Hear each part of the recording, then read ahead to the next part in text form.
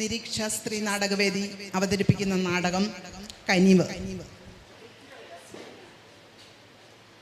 കേരള സർക്കാർ സാമൂഹ്യ നീതി വകുപ്പിൻ്റെയും ലോകാരോഗ്യ സംഘടനയുടെയും സംയുക്ത ആഭിമുഖ്യത്തിൽ ഇന്ന് നടക്കുന്ന ഈ മുതിർന്ന പൗരന്മാരുടെ ആദരിക്കലും അതുപോലെ തന്നെ അവർക്ക് നേരെയുള്ള അക്രമങ്ങൾക്കെതിരെ പ്രതികരിക്കേണ്ട ആവശ്യകതയെ പറ്റി പറയുന്ന ഈ സന്ദർഭത്തിൽ നിരീക്ഷയ്ക്കും അതിൻ്റെ ഭാഗമാകാൻ കഴിഞ്ഞതിൽ അഭിമാനമുണ്ട്. നാടകം കനിവ്. അഭിനേതാക്കൾ Malu RS, Swathisree Aswathi Chand, Rajendran Dilshidas, Munsi Ayyappan, Rajendran R, Shajeela Subaida, Sreejith. Set and properties Vishnu Shari. Music, execution and design Rajarajeswari. നാടകരചന രാജരാജേശ്വരി. സംവിധാനം സുധി ദേവയാനി. ആലാപനം സജീവ് കുമാർ സരസ്, അശ്വനി ചന്ദ്. സാങ്കേതിക സഹായം ഉഷാകുമാരി, വത്സല, നിയാസ്. നാടകം ആരംഭിക്കുന്നു. കനിവ്.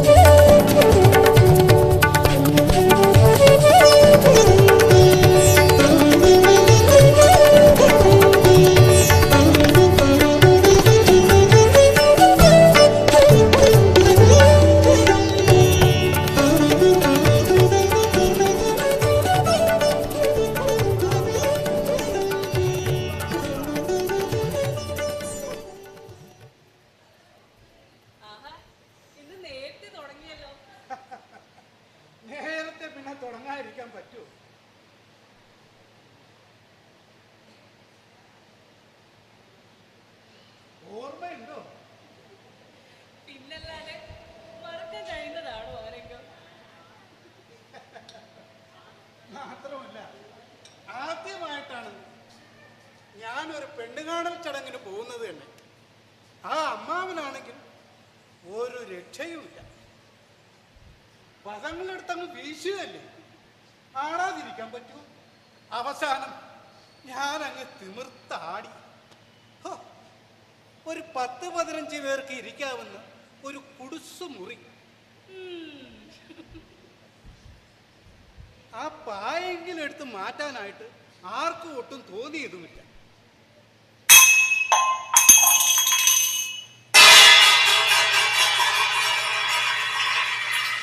ആ പാത്രങ്ങൾ തട്ടിമറിഞ്ഞ ഒച്ച കേട്ട് ഞാൻ എത്തി നോക്കിയപ്പോ കണ്ട കാഴ്ച, ആ പുത്തൻ ജുബയിലാകെ ചായയുടെയും പലഹാരങ്ങളുടെയും കഥകളുമായി തപ്പി തടഞ്ഞ് എഴുന്നേറ്റ് നിൽക്കുന്നതിനിടയ്ക്ക് ഊരിപ്പോയ മുണ്ടും പൊത്തി പിടിച്ചോണ്ടുള്ള ആ നിപ്പുണ്ടല്ലോ, ശരിക്കും പറഞ്ഞ ആ രംഗമായിരുന്നു ഫോട്ടോ എടുത്ത് സൂക്ഷിച്ചു വെക്കേണ്ടിയിരുന്നത്. അപ്പോ നീ ഞാൻ മറിഞ്ഞു വീഴുന്നത് മാത്രമേ കണ്ടുള്ളൂ അല്ലേ? ഈ 2 വലിയ കണ്ണുകൾ അകത്തെവിടെയോ ഇരുന്ന് കാണുന്നുണ്ടല്ലോ. ആ വിയർത്ത് കുളിച്ച് ഞാനന്ന് തിമിർത്താടി. പറയാലോ, ഞാനൊന്നും കണ്ടില്ല. എത്തി നോക്കിയപ്പോ ആ വലിയമ്മായിയുടെ തല കാരണം ഒന്നും കാണാൻ കഴിഞ്ഞില്ല. പക്ഷേ ആ അവസാനമേ കൊണ്ടല്ലോ, അത് ശരിക്കും കണ്ടു. ഭഗവി, ഒരു കോമാളിയായിട്ടാണ് നീ എന്നെ ആദ്യമായി കണ്ടതെങ്കിലും നീ എന്റെ കലയ്ക്ക് വേണ്ടി അത്രയും പ്രാധാന്യം കൽപ്പിച്ചു. ഊണിലും ഉറക്കത്തിലും നൃത്തം നൃത്തമെന്ന് പറഞ്ഞ് സദാസമയവും പഠനത്തിലും പരീക്ഷണങ്ങളിലും മുഴുകിയിരിക്കുന്ന ഈ മനുഷ്യരെ ഞാൻ എങ്ങനെ സ്നേഹിക്കാതിരിക്കാനാണ്? അതൊക്കെ പോട്ടെ, ഇന്നെന്താ ഇത്ര നേരത്തെ തുടങ്ങിയത്? ഓ, അപ്പുറത്തെ ആ അജീഷിന്റെ മോക്ക് ഒരു മയിൽ നൃത്തം പറഞ്ഞു കൊടുക്കണമെന്നും പറഞ്ഞ് കുറേ നാളായി നിന്റെ കുറേ നടക്കാൻ തുടങ്ങിയിട്ട്. വലിയ കാശൊക്കെ കൊടുത്ത് പഠിക്കാൻ അവർക്ക് നിർവാഹമില്ലല്ലോ. അതുകൊണ്ട് പറഞ്ഞു കൊടുക്കാമെന്ന് ഞാൻ അങ്ങ് ഏറ്റു. അതെ അതെ, അല്ലെങ്കിലും പഠിപ്പിക്കാൻ വലിയ ഉത്സാഹമാണ്. എന്നാ അതിൽ നിന്ന് 4 കാശുണ്ടാക്കണമെന്നും ഒരു ചിന്തയില്ലാത്തൊരു മനുഷ്യൻ. ചുമ്മാതല്ല മോൻ അച്ഛന് നിർത്തുന്നു കേൾക്കുമ്പോ തന്നെ കലിയാകുന്നത്.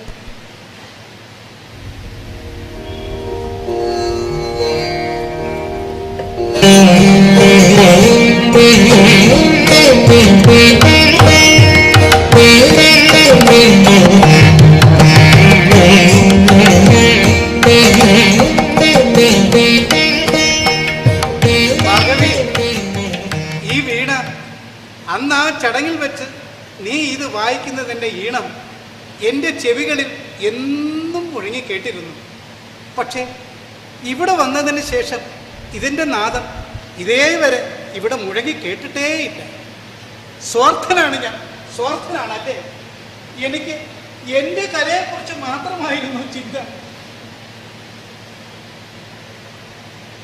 ഭാർഗവി, 19-ാം വയസ്സിൽ ഈ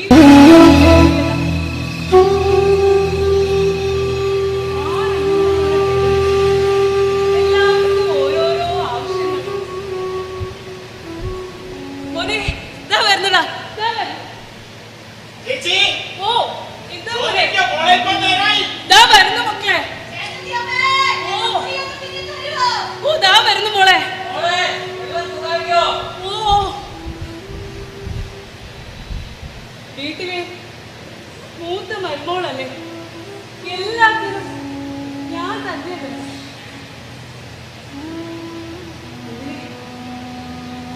അങ്ങനെ തുടങ്ങിയതല്ലേ എന്റെ ജീവിതം. വീടിന് ചുറ്റുമുള്ള കൂട്ടപ്രദക്ഷിണങ്ങൾ, പിന്നെ ഗോപിയുണ്ടായി. അതിനുശേഷം ചിന്നവും അവരുടെ അച്ഛനും അമ്മയും. എനിക്ക് സമയം തികയില്ലായിരുന്നു. അപ്പോഴൊക്കെ ഞാൻ എൻ്റെ നൃത്തത്തിൻ്റെ ലോകത്ത്. അല്ല, നീയും തെറ്റുകാരിയാ. എന്തുകൊണ്ട് നീ നിന്റെ നിന്റെ കലയെക്കുറിച്ച് ഓർത്തില്ല? ഓർക്കാൻ എനിക്ക് സമയമില്ലായിരുന്നു. ഭാർഗവി, നീ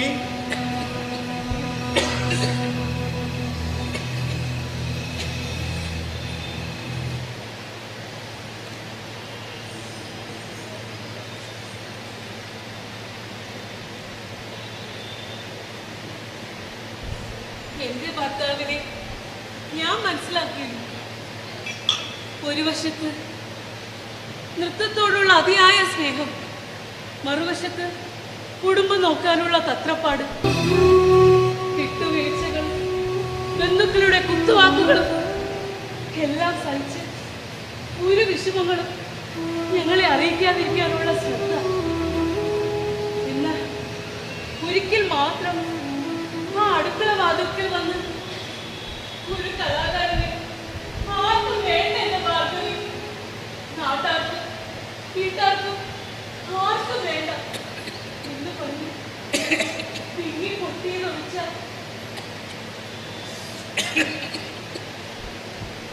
എന്തു പറ്റി? ഭാർഗവി, നീ അവിടെ. ഞാൻ ഓർക്കുകയായിരുന്നു, ഞാൻ കൂടെ പോയി കഴിഞ്ഞാൽ നീ തനിച്ചാവില്ല. ഒരു കാര്യം ചെയ്യാം, ഞാൻ പോയി കഴിഞ്ഞാൽ നീ ഈ കൃഷിയും വീടുമൊക്കെ ഉപേക്ഷിച്ച് നമ്മുടെ മക്കളുടെ ആരുടെയെങ്കിലും കൂടെ പോയി നിൽക്കണം. ഹാ, അങ്ങനെ നിങ്ങൾ ഒരിടോ പോകണ്ട.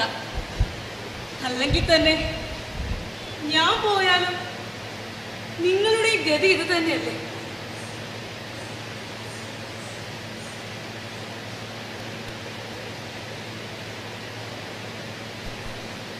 ഭാർഗവി, നീ ഇല്ലാത്തൊരു ജീവിതത്തെ കുറിച്ച് എനിക്ക് സ്വപ്നം പോലും കാണാൻ കഴിയില്ല ഭാർഗവി. അതൊക്കെ പോട്ടെ. ഇന്ന് നിങ്ങളുടെ മുഖത്തിന് എന്തൊരു തുടുത്തുടുപ്പാണ്. അത് പോക്ക് വെയിലിന്റെ വെട്ടമാ പെണ്ണേ. ആകാശത്തിന് എന്തൊരഴകാണ്.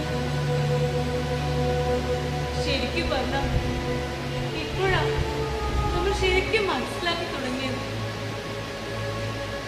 ഇതുവരെ ജീവിക്കാനുള്ള ഓട്ടപ്പാച്ചിലായിരുന്നില്ലേ? സമയം കളയണ്ട. ആ കുട്ടിക്കുള്ള മയിൽ നൃത്തം ചിട്ടപ്പെടുത്തി കഴിഞ്ഞു. ഇല്ല, ഇനി കുറച്ചുകൂടിയുണ്ട്. ശരി, എന്നാൽ അതാകട്ടെ. വാ, നീയും കൂടെ വാ. ഒരു കാര്യം ചെയ്യും, ഇതൊക്കെ അകത്ത് വരും.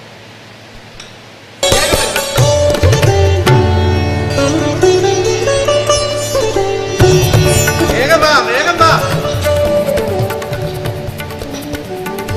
പ്രായമൊക്കെ ആയില്ലേ, ഇത്ര വേഗം നീയും കൂടെ ഒന്ന് സഹായിക്കണം കേട്ടോ. ശരി ശരി.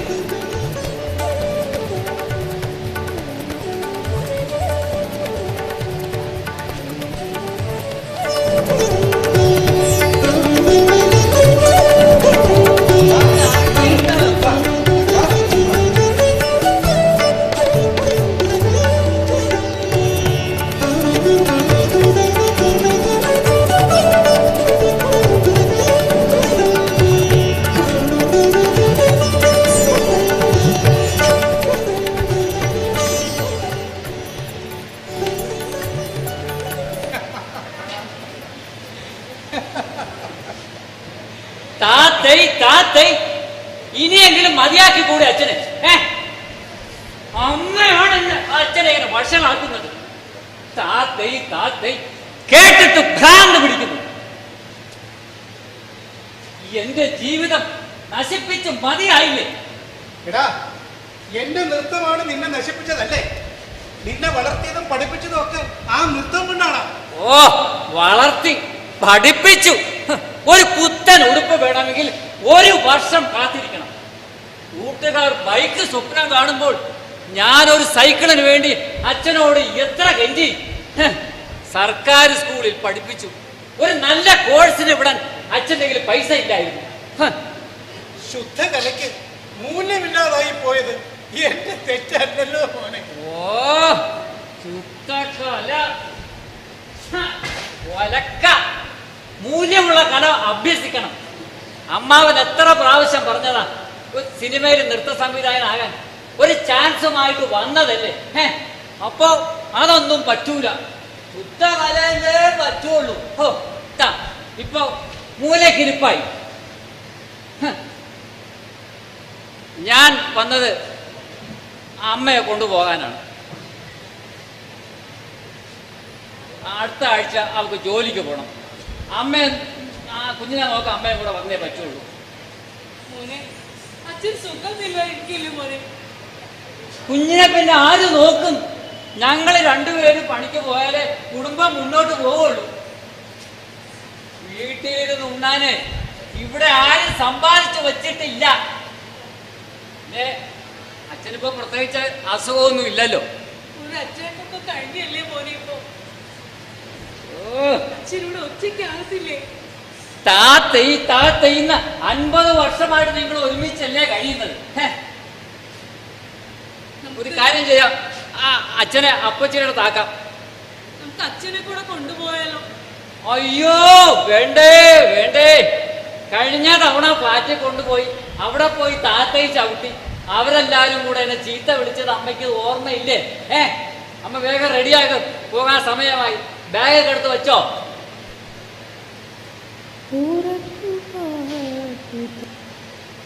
ഞാൻ എടുത്തോണ്ട് വരാം. ഇവിടെ പെട്ടു. ഞാനിവിടെ ഒറ്റയ്ക്ക് കിടക്കുന്നു. ഊറക്കു പാട്ടു തരൂ കാലമേ, ഊറക്കു പാട്ടു തരൂ.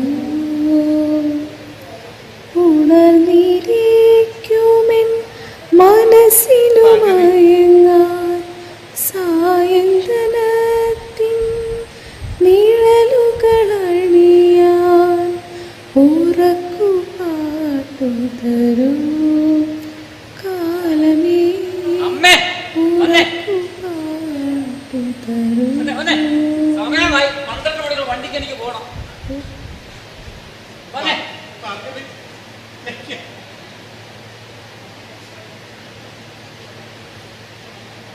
ഇതാ അച്ഛാ, ഈ ആക്രിയൊക്കെ എങ്ങോട്ട് എടുത്തോണ്ട് പോകുന്നു?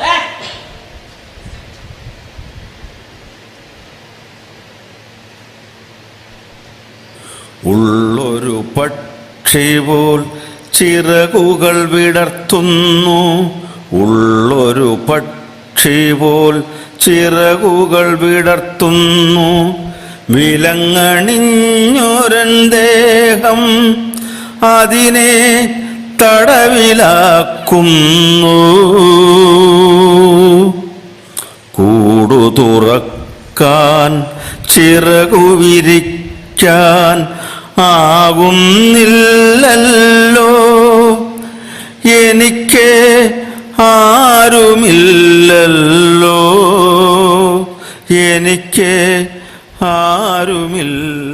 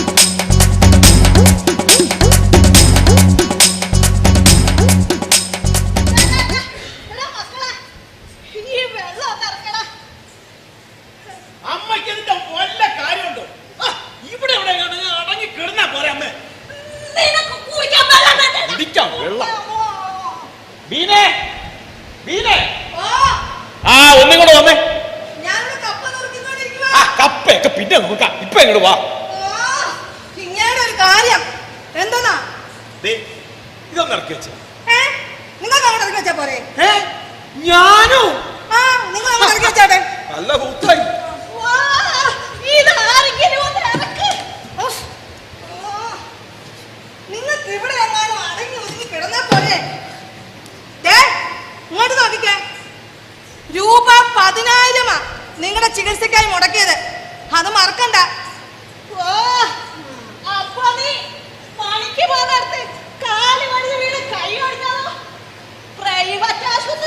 ചികിത്സിച്ചത് 50,000 രൂപ ചെലവാക്കിയത്. അതിനവർക്ക് ഒരു കുഴപ്പമില്ല. നിങ്ങളുടെ കാലിൽ പ്ലാസ്റ്റർ ഇട്ടേ നിങ്ങൾക്കങ്ങ് വീട്ടിൽ കിടന്നാ മതി. എനിക്കാണെങ്കിൽ ഇപ്പൊ പണിക്ക് പോയില്ലേ അവരെന്നെ പിരിച്ചുവിടും. പിന്നെ നിങ്ങളുടെ കുഞ്ഞാണ്ടല്ലോ അങ്ങയുടെ കുടിയും കഴിഞ്ഞ് കിട്ടുന്ന കാശ് കൊണ്ട് ഇവിടെ എന്ത് കാട്ടാനാ? കുട്ടികളുടെ ഫീസ് നിങ്ങൾ അടക്കണ്ടേ? കുട്ടികളുടെ ഫീസ് ആരടയ്ക്കും? മനുഷ്യനോട് കടം കയറി മുടിഞ്ഞിരിക്കുമ്പോഴാ അമ്മയുടെ കണക്ക് പറഞ്ഞിരിക്കും. എനിക്ക് ദേഷ്യം കയറി വരുന്നുണ്ട്. ഞാൻ മായി തോന്നിയത് വല്ലാത്ത വിളിച്ചു പറയും കേട്ടോ. നിങ്ങൾ അമ്മയോട് അടങ്ങിയിരിക്കാൻ പറയുന്നു. എന്റെ അമ്മയെ ഒന്ന് വെറുതെ ഇരിക്കെ, സമാനം അടങ്ങിയിരിക്കാൻ വേണ്ടിയല്ലാണ് എനിക്കൊരു കച്ചവടം ഇട്ടാണോ പറഞ്ഞേ. വീട്ടിലിരുന്ന് പലഹാര കച്ചവടം ചെയ്യാലോ. നീയൊക്കെ അത് പറഞ്ഞിട്ട് കേട്ടോടി. അമ്മയ്ക്ക് ഈ ബിസിനസ് നടത്താൻ വേണ്ടിട്ട് എനിക്കിവിടെ പണം കായ്ക്കുന്ന മരമൊന്നും ഇരിപ്പില്ല. പൈസ എടുത്തു തരാം. പിന്നെ പൈസ എനിക്കിത് വേണോടാ, എനിക്കിത് വേണം. ഈ വീടും വസ്തുവും എഴുതി കിട്ടിയ എന്റെ ഹുങ്കല്ലേടാ നിനക്ക്? ഒന്ന് വെറുതെ ഇരിക്കണ മനുഷ്യരുടെ പണിയെടുത്ത് നടുകടുത്ത് വരുമ്പോഴാ അവരുടെ ഒരു പള്ള വളർത്തി തൊട്ടുപോകരുത്.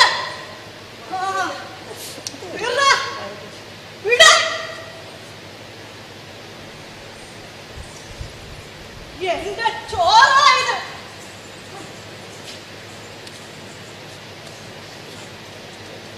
എത്ര കാലമായി തുടങ്ങിയിട്ട്. തുടങ്ങി കരച്ചിലും വീഴ്ചയിലും. നിങ്ങൾക്ക് അവിടെ എങ്ങനെ അടങ്ങി കിടന്നാ പോരെ? എനിക്കാണെങ്കിൽ പണിയും കഴിഞ്ഞ് വന്നിട്ട് നിങ്ങളുടെ കാര്യം നോക്കാൻ വയ്യ. പണിയുടെ കാര്യം നീ മിണ്ടി പോകരുത്. 13 വയസ്സായി. 13 വയസ്സിൽ തുടങ്ങിയതാ ഈ മണ്ണിലെ പണിയെടുപ്പ്. അതിനെ നിങ്ങൾ തലയിൽ എഴുതിയേ ഞാനല്ലല്ലോ.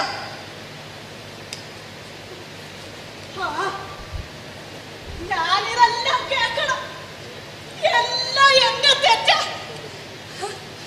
അന്നേ സുമിത്ര പറഞ്ഞതാ ഈ വീടും വസ്തു ഇവന്റെ പേരിൽ എഴുതി കൊടുക്കരുത് എന്ന്. ഞാനത് കേട്ടില്ല. അതങ്ങനെ ലോൺ എടുക്കണം എന്ന് പറഞ്ഞ് എന്റെ പിന്നാലെ നടക്കുമല്ലായിരുന്നോ? ആദ്യം ഞാനത് സമ്മതിച്ചില്ല. പിന്നെ ഇവള് വീട് പുതുക്കി പണിയാനാണെന്ന് പറഞ്ഞപ്പോ ഞാനതൊന്ന് എഴുതി കൊടുത്തു. എന്നിട്ടിപ്പോ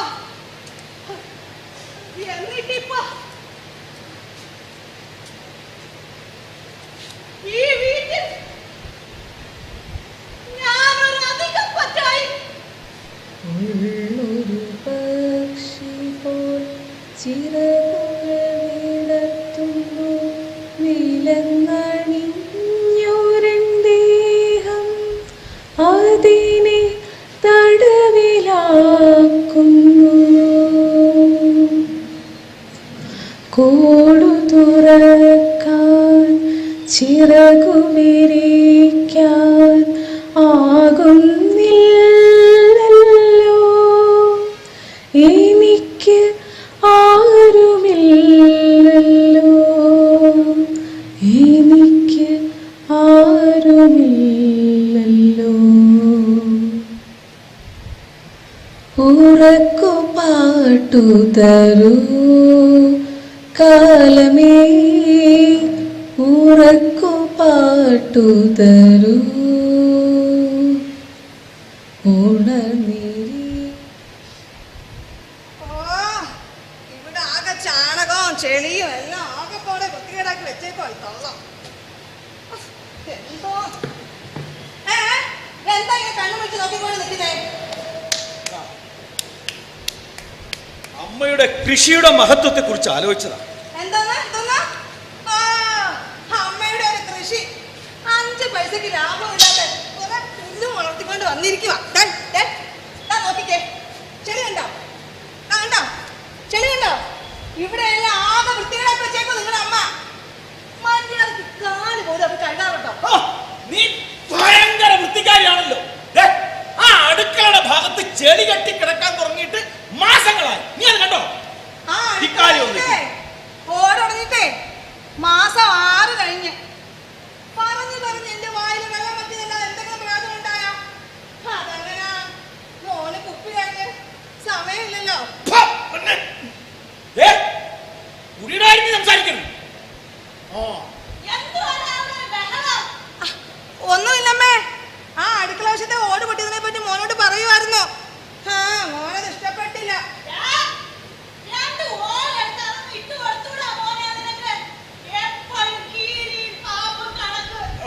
അല്ലമ്മേ, ആഴ്ച മുഴുവൻ പണിയെടുത്ത് മനുഷ്യൻ കഷ്ടപ്പെട്ട് ഒരു ദിവസം ഒന്ന് റെസ്റ്റ് എടുക്കാന്ന് പറഞ്ഞാൽ സമ്മതിക്കില്ല. അതെ, നീ ധൈര്യമായി പെണ്ണേ, നമുക്ക്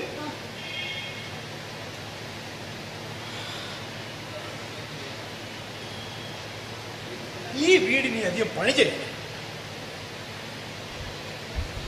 ആ ഡീസന്റ് മുക്കിലെ വീട് ഞാൻ വില പറഞ്ഞു വെച്ചേക്കും.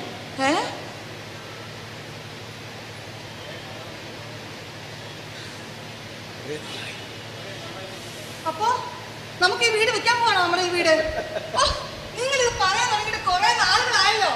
നീ എന്നെ ഒന്ന് വിശ്വസിക്കും. ഇത് അമ്മ എന്റെ പേരിൽ എഴുതി തുടങ്ങുന്നിട്ട് കുറച്ച് ദിവസമല്ലേ ഉള്ളൂ. ഇനി കുറച്ച് പേപ്പറൊക്കെ കൂടി റെഡിയാകാനുണ്ട്. അതൊരു 2 ആഴ്ചക്കുള്ളിൽ റെഡിയാക്കി തരാമെന്ന് നമ്മുടെ വിനയൻ സാർ, നമ്മുടെ വില്ലേജ് ഓഫീസർ, അദ്ദേഹം പറഞ്ഞു. അയ്യോ, അത് കഴിഞ്ഞാൽ നമ്മൾ ഈ വീട് വിൽക്കുന്നു. അയ്യോ, നേരാണോ? ഈ നശിച്ച വീടും വസ്തുവും വിറ്റിട്ട് എങ്ങോട്ടെങ്കിലും ഒന്ന് പോയാൽ മതിയായിരുന്നു. ആ ഡീസന്റ് മുക്കിലെ വീടുണ്ടല്ലോ, ആ വീട് കാണാൻ എന്തൊരു ഭംഗിയാ. അവിടെ നിങ്ങളുടെ അമ്മ വന്നിട്ട് വീടാകെ ചെളിയും ചാരവും ചാണവും ഒക്കെ ആക്കോ നോക്കുമ്പോഴാ എന്ന സങ്കടം. നീ പറഞ്ഞത് ശരിയാ. അവിടെയൊക്കെ വലിയ വലിയ ഉദ്യോഗസ്ഥന്മാരാ താമസിക്കുന്നത്. നമ്മൾ വാങ്ങാൻ പോകുന്ന ആ വീടിന്റെ തൊട്ടടുത്ത ബംഗ്ലാവ് ഒരു വലിയ ബംഗ്ലാവ്. അതിന്റെ ഉദ്യോഗസ്ഥരുമായി ഞാൻ സംസാരിച്ചു. അദ്ദേഹം നല്ല മനുഷ്യനാണ്. പക്ഷേ അവിടെയും ഈ അമ്മയുടെ പ്രശ്നം നോക്കുമ്പോഴാ ഒരു ബുദ്ധിമുട്ട്. അതിനെ നിങ്ങളുടെ അമ്മ ഈ കള്ളിമുണ്ടിന് മാറത്തില്ലല്ലോ. അതെ, ഞാൻ ഒരു കാര്യം പറഞ്ഞാൽ നിങ്ങൾ കേൾക്കോ? നോക്കാം. നമുക്ക് അമ്മയെ ആലപ്പുഴയിലുള്ള ആ എൽസിയുടെ വീട്ടിലോട്ട് മാറ്റിയാലോ? അത് നടക്കില്ല. എന്താന്ന് വെച്ചാലേ ആ പ്രിൻസന്റെ അപ്പനും അമ്മയും ഇപ്പൊ അവരുടെ കൂടെ. അപ്പൊ അമ്മയും കൂടെ അവിടെ കൊണ്ട് താമസിപ്പിക്കുന്നത് പ്രിൻസിന് താല്പര്യമില്ലെന്നാ അവള് പറഞ്ഞത്. അപ്പൊ പിന്നെ എന്ത് ചെയ്യും? നിങ്ങൾ നിങ്ങളുടെ അമ്മ എന്താ വെച്ചാ തീരുമാനിക്കും. ഞാൻ പോണം. പിന്നൊരു കാര്യം, അടുത്ത ആഴ്ച പ്രാർത്ഥനയ്ക്ക് പോകാനുള്ളതാ, മറക്കണ്ട. നിന്നേ,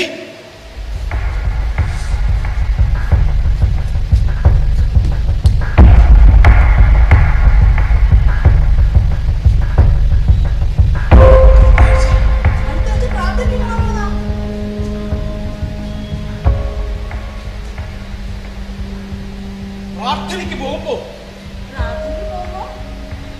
നമുക്ക് അമ്മയെ കൂട്ടാം. അതെന്തായാലും കൊള്ളാം. എന്നിട്ട്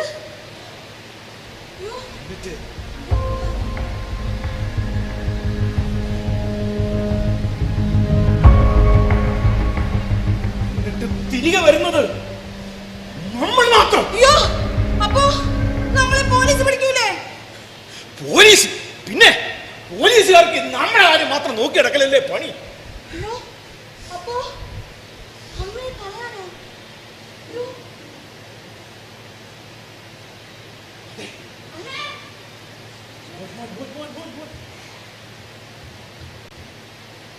അപ്പനും അമ്മ എന്താ രഹസ്യം പറയുന്നത്? അച്ഛമ്മേനെ കുറ്റാണോ? എന്താ മോനെ നീ ഇങ്ങനെ കൂതറയച്ച് കിടക്കണ്ടേ? ദേഹം മുഴുവൻ ചെളിയായല്ലോ മോനെ. നമ്മള് വലിയ വീട്ടിലേക്കാ താമസിക്കാൻ പോകുന്നത്. പറയില്ലേ, അവിടെ ഡീസന്റ് മുക്കിലുള്ള വലിയ വീട്, അവിടെ വലിയ വലിയ ആൾക്കാരാണ് താമസിക്കുന്നത്. അപ്പോ മോൻ നല്ല ഡീസന്റ് ആയി നടക്കണ്ടേ? നല്ല ഡ്രസ്സൊക്കെ ഇട്ട് നല്ല ഡീസന്റ് ആയി നടക്കണം കേട്ടോ. എന്നാ വീടിന്റെ ചുറ്റിലും പൂച്ചെടിയുള്ളത് അച്ഛമ്മേത്ത് സ്നേഹത്തോടെ പറഞ്ഞ നിന്റെ ഒരു അച്ഛമ്മ അവിടെ കൃഷിയും ചാണകവും പുല്ലും ഓച്ചയൊക്കെ ആയിട്ട് അവിടെ ആകെ വൃത്തികേടാക്കും. അവിടെ വൃത്തികേടാക്കിയ അന്നായിരിക്കും. അച്ഛമ്മ അച്ഛമ്മ എന്ത് കളയാനൊക്കോ?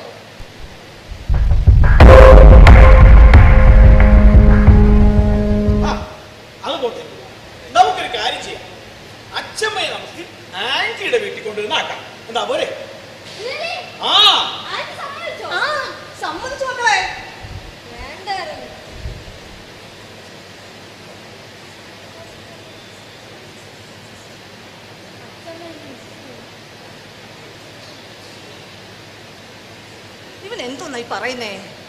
അച്ഛമ്മയെ മിസ് ചെയ്യുമെന്ന് വരുന്നുണ്ടോ?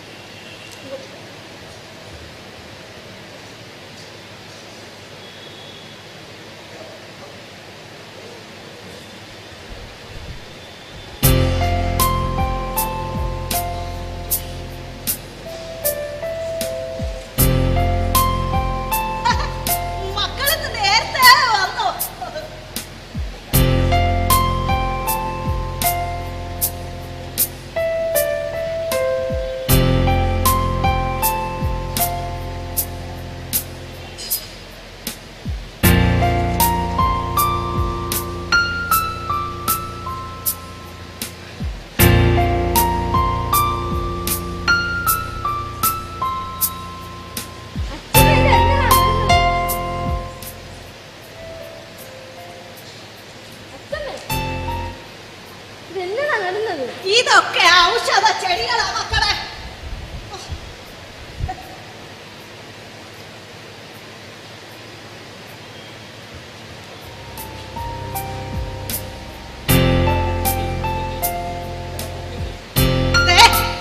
ഇത് കണ്ടോ, ഇതാണ് മുക്കുറ്റി. മുക്കുറ്റിയോ? അതെന്ത് ചെടിയാ? ഞാൻ കേട്ടിട്ട് പോലുമില്ല. ഇതിൽ പൂക്കൾ ഉണ്ടാവുമോ? എന്ത് നാട്ടിലുള്ള പൂക്കൾ? ഇതിൽ പൂക്കൾ ഉണ്ടാകുമെങ്കിലും അതിനു വേണ്ടി നടുന്ന ചെടികളല്ല. ഇത് ഔഷധ ഗുണമുള്ള ചെടികളാണ്, ഏറെ ഗുണമുള്ളത്. മനസ്സിലായോ?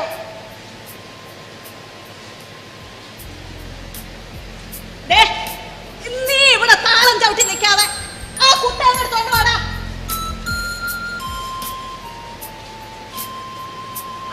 ചാണകല്ലേ, സ്മെല്ലടിക്കും. വലിയ പഠിപ്പാരം വന്നേക്കുന്ന നിന്നെയൊക്കെ പള്ളിക്കുടുത്ത് വിടുന്നതേ വിവരം വയ്ക്കാനാ. മണ്ണിനെ അറിയാത്തവൻ പൊണ്ണൻ. എടുത്തോണ്ട് വേണം അങ്ങോട്ട്. എടുത്തോണ്ട് വരുന്നോ? എടുത്തോണ്ട് വരാം.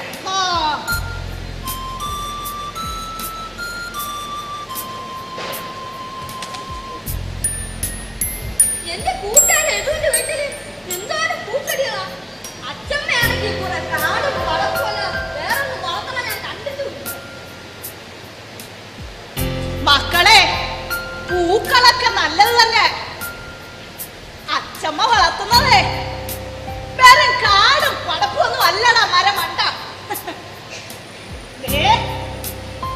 ഇത് കണ്ടോ, ഇതാണ് കീഴാർനെല്ലി. ഇത് പിത്തത്തിന് നല്ലതാ. മനസ്സിലായ?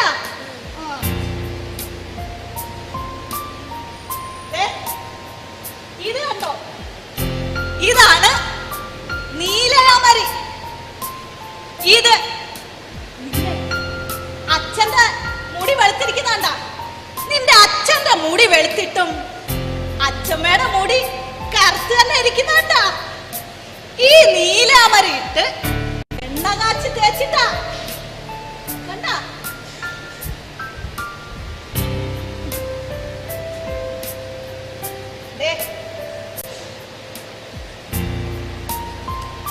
മക്കള് ഞാൻ തോട്ട് വന്നേ. അച്ഛമ്മ ഈ കൃഷിയെ കുറിച്ചെല്ലാം, മണ്ണ്, ഈ മണ്ണിനെ കുറിച്ചും കൃഷിയെ കുറിച്ചെല്ലാം മോനെ പറഞ്ഞു തരാം കേട്ടോ.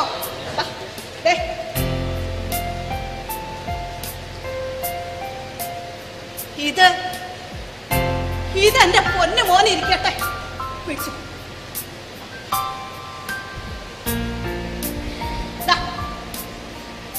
ഇതും കൂടെ വെച്ചോണം.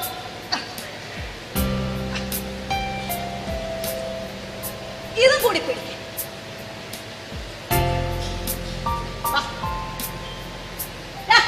അങ്ങോട്ട് ചേർത്ത് പിടിക്കണം. അച്ഛമ്മ കൃഷിയെ കുറിച്ച് എല്ലാം നന്നായി പറഞ്ഞു തരാം കേട്ടോ.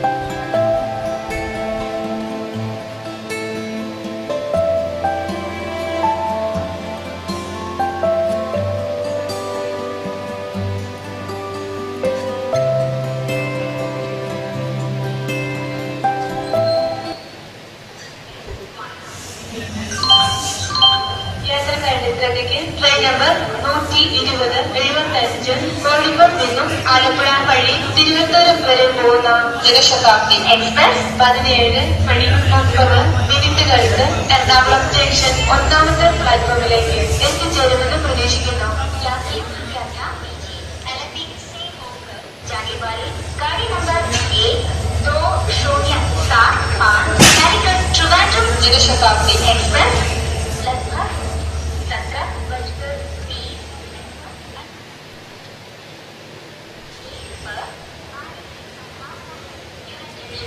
Train number 12075 Trivandrum എങ്ങോട്ടേക്കാ? is expected to arrive കൊച്ചിയിലേക്ക്. ഇതെന്ത് കഥ? ഇത് എറണാകുളം റെയിൽവേ സ്റ്റേഷൻ അല്ലേ? അല്ല, സോറി, തെറ്റിപ്പോയി. കഴിഞ്ഞ ആഴ്ച ചിന്നുവിന്റെ വീട്ടിലായിരുന്നല്ലോ, ഈ ആഴ്ച ഗോപിയുടെ വീട്ടിലാ. കോഴിക്കോട്ടേക്കാ പോകുന്നത്. ഒറ്റയ്ക്കാണോ പോകുന്നേ? മോൻ സ്റ്റേഷനിൽ ഒന്ന് വിളിച്ചോളൂ, അവനാ ടിക്കറ്റ് ഒക്കെ ബുക്ക് ചെയ്തത്. അല്ല, നിങ്ങൾ എങ്ങോട്ടേക്കാ? പ്രാർത്ഥനയ്ക്ക് പോവാ. ഒരു നേർച്ചയുണ്ട്. ജെയിംസനും ഭാര്യയും കുഞ്ഞുങ്ങളും എല്ലാരും ഉണ്ട്.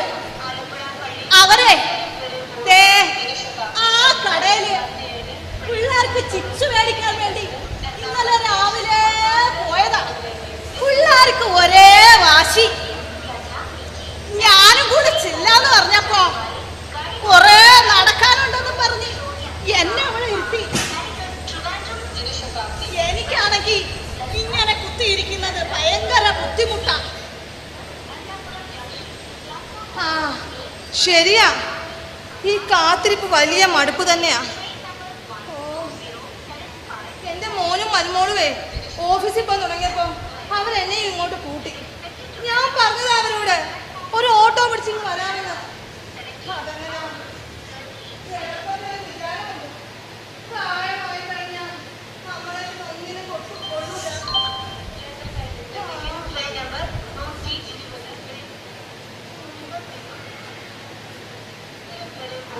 ജനശതാബ്ദി എക്സ്പ്രസ് 17:30 എറണാകുളം ജംഗ്ഷൻ 1ാമത്തെ പ്ലാറ്റ്ഫോമിലേക്ക് എത്തിച്ചേരുമെന്ന് പ്രതീക്ഷിക്കുന്നു. गाड़ी नंबर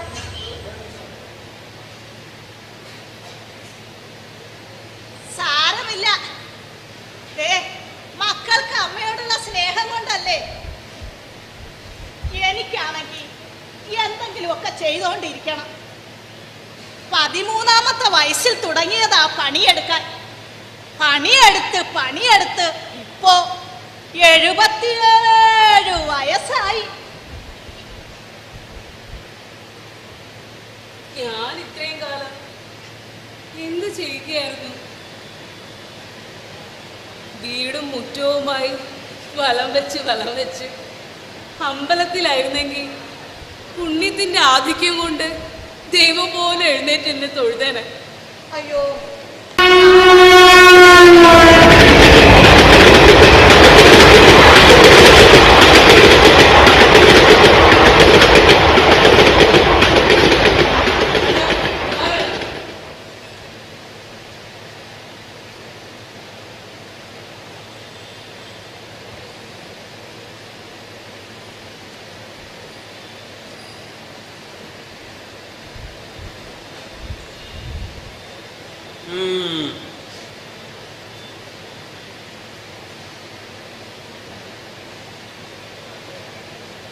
അതെ, ഞാൻ വീട്ടുകാര്യവും മക്കളുടെ കാര്യവും നോക്കുന്നത് അത്ര പാടും അവർ വളർന്നു അറിഞ്ഞതേയില്ല.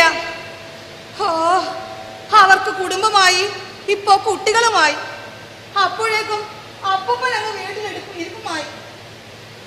അല്ല, പേരെന്താന്നാ പറഞ്ഞത്? ചോദിച്ചില്ലല്ലോ പറയാൻ. ഞാൻ മേരി. സാറ്? ഞാൻ വിമല. അല്ല, മേരി ഇപ്പോ പണിക്കൊന്നും പോണില്ലേ? വീട്ടിലെ കൃഷിയും തൊഴിലുറപ്പും ഒക്കെ ആയിട്ട് ഇങ്ങനെ പോകുമ്പോ ഒരു ദിവസം കുളം നന്നാക്കിക്കൊണ്ടിരുന്നപ്പോ കാല് വഴുതി വീണ് എല്ല് പൊട്ടി. അപ്പൊ തുടങ്ങിയതാ മോനും മരുമോളും. ഒരേ വഴക്ക്. അല്ലേലും വീടും വസ്തു എഴുതി കിട്ടിയപ്പോ അവന് ഭയങ്കര മൂപ്പ. അല്ല, സാറിന്റെ വീട് കൊച്ചിയിലാണോ? തിരുവനന്തപുരത്താ. അവിടെയാ എന്റെ ഭർത്താവ് വെച്ച വീട്.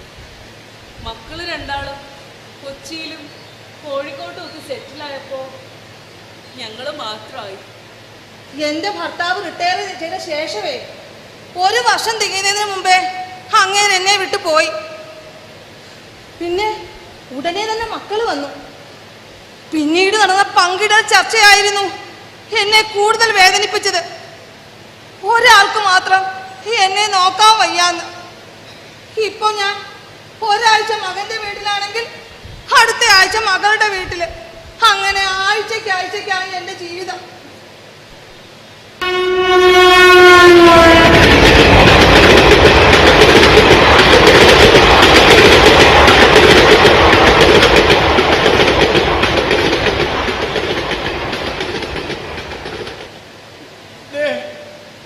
എന്നെ ഒന്ന് പരിചയപ്പെടുത്താം.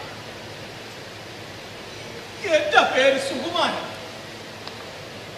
നിങ്ങൾ പറയുന്നതൊക്കെ ഞാൻ കേട്ടിരിക്കുകയായിരുന്നു. മറ്റുള്ളവർ പറയുന്നത് ഒളിച്ചിരുന്ന് കേൾക്കുന്നത് ശരിയല്ല എന്ന് എനിക്കറിയാം. പക്ഷേ നിങ്ങൾ പറയുന്നത് എന്റെ ജീവിതവുമായി ബന്ധമുള്ളത് കൊണ്ട് ഞാനത് കേട്ടിരുന്നു എന്ന് മാത്രം. ക്ഷമിക്കണം.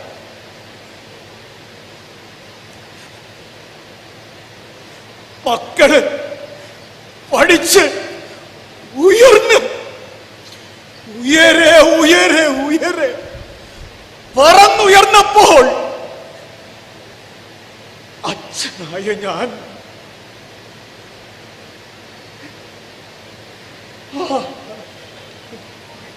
ഒരു ദിവസം അവന്റെ വാനം കൊണ്ട് അടിവിട്ട് അവൻ എന്റെ നേർക്ക് കൈ ഉയർത്തിയപ്പോൾ ഞാൻ തകർന്നു പോയി. പിന്നെ ഞാൻ അവിടെ നിന്നില്ല. എങ്ങോട്ടെന്നില്ലാതെ നടന്നു. അവസാനം ഇവിടെ വന്നെത്തി. അതെ, നിങ്ങളോട് കുറെ നേരമായല്ലോ നിങ്ങളിവിടെ ഇരിക്കുന്നത്. ഇങ്ങോട്ട് മാറി. എവിടെ പോകാനാ? ഇങ്ങോട്ട് മാറി. എവിടെ പോകാനാ? പ്രാർത്ഥനയ്ക്ക് പോവുക. ടിക്കറ്റ് എവിടെ? അത് മക്കളെ കയ്യിലാ സാറേ. എന്നിട്ട് മക്കളെവിടെ? അവര് ആ കടയില് ചിപ്സ് മേടിക്കാനായി ഇന്നലെ പോയതാ. ഇന്നലെയോ? ആ, ഇങ്ങോട്ട് മാറുന്നില്ലേ? അങ്ങോട്ടാ പോണ്ടേ? എന്റെ മകൻ പണ്ട് ഈ സ്റ്റേഷനിലാ വന്ന് പറ്റോണ്ടിരുന്നത്. ആ ഓർമ്മയ്ക്ക് സ്റ്റേഷൻ വരെ ഒന്ന് വന്നതാ സാറേ. നന്നായി. ഇങ്ങോട്ട് മാറി. ഇങ്ങോട്ടേക്ക് താഴെ ഇറങ്ങാൻ. ടിക്കറ്റ് എവിടെ? സാറേ കാശുണ്ട് സാറേ. കാശ്? നിങ്ങൾക്ക് എങ്ങോട്ടാ പോകണ്ടേ? എനിക്ക് എങ്ങോട്ടാ പോകണ്ടെന്ന് സാറേ, എനിക്ക് എങ്ങോട്ടാ പോകണ്ടെന്ന് ഓർമ്മ കിട്ടുന്നില്ല. അങ്ങോട്ട് മാറല്ലേ?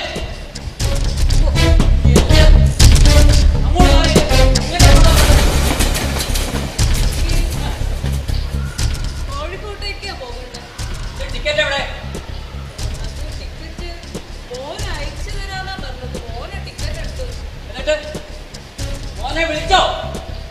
മോന്റെ നമ്പറിൽ വിളിച്ചപ്പോ നിലവിലില്ലെന്നാ പറയണേ. എന്നാലേ ഇങ്ങോട്ട് മാറുന്നേ.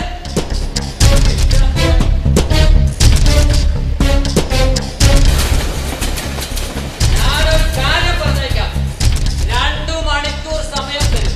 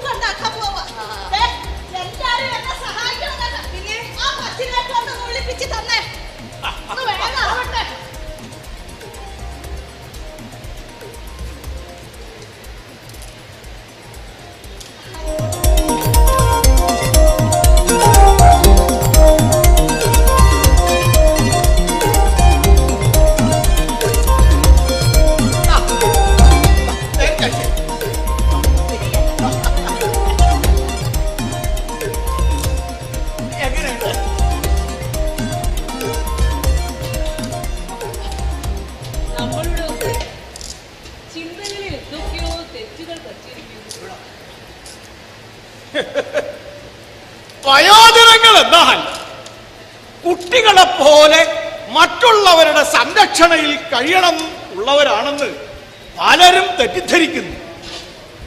ഈ കാലമത്രയും അവർ നേടിയതെല്ലാം വ്യർത്ഥമാകും. നമ്മുടെ സംരക്ഷണം അവരൊരു ഭാരമായിട്ടാണ് കരുതുന്നത്.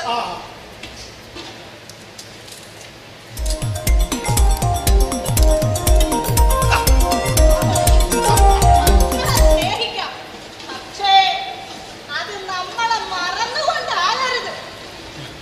പ്രായമായ മാതാപിതാക്കളെ സംരക്ഷിക്കുന്നത് ഓരോ മക്കളുടെയും കടമയാണ്.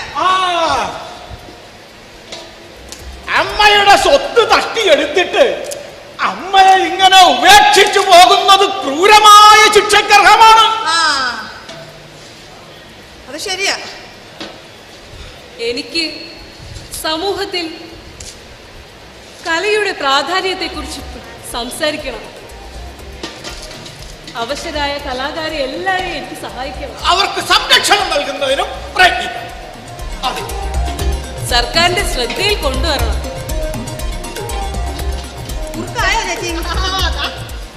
എല്ലാരും വന്ന് കഴിച്ചോ? എങ്ങനുണ്ട്? നന്നായിട്ടുണ്ട്. എങ്ങനുണ്ട്?